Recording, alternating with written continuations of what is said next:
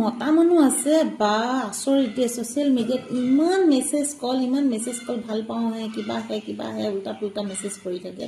কিয় বাৰু নিজৰ ঘৈণীয়েকজনী থকাৰ পাছত কিয় মেছেজ কৰিব লাগে নিজৰ ঘৈণীয়েকজনীৰ পৰা সুখী হ'ব নোৱাৰো নেকি যদি সুখী হ'ব নোৱাৰো বিয়া পাতিছিলি কিয় বিয়া পাতি তাই জীৱনটো ধ্বংস কৰিলি কিয় হা তই যদি বেলেগ এজনীৰ লগত যদি ইমান মেছেজ কৰি থাকিবলৈ মনে যায়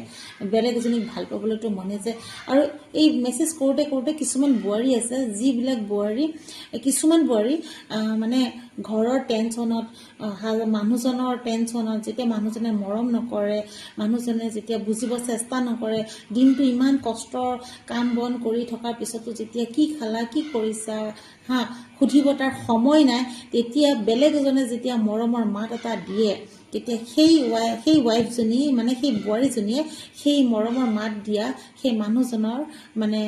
তাত পাল্লাত পৰি যায়গৈ ইমপ্ৰেছ হৈ যায়গৈ মোক ইমান ধুনীয়াকৈ কথা সুধিছে ভাত খালানে বুলি সুধিছে কাৰণ মোৰ মানুহজনে সোধা নাই যেতিয়া বেলেগ এজনে সুধিছে ই বহুত ভাল ল'ৰা চাগে আৰু মই ইয়াৰ লগত থাকিম তেনেকুৱা নিচিনা কিছুমান বোৱাৰী মনৰ ভাৱ হৈ যায় হৈ যোৱাৰ পাছতে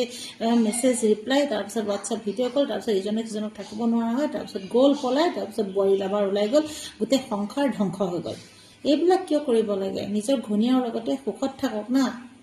বেলেগৰ সংসাৰখনো ভালে ৰাখক নিজৰ সংসাৰো ভালে থাকিব লাগে নহয় জানো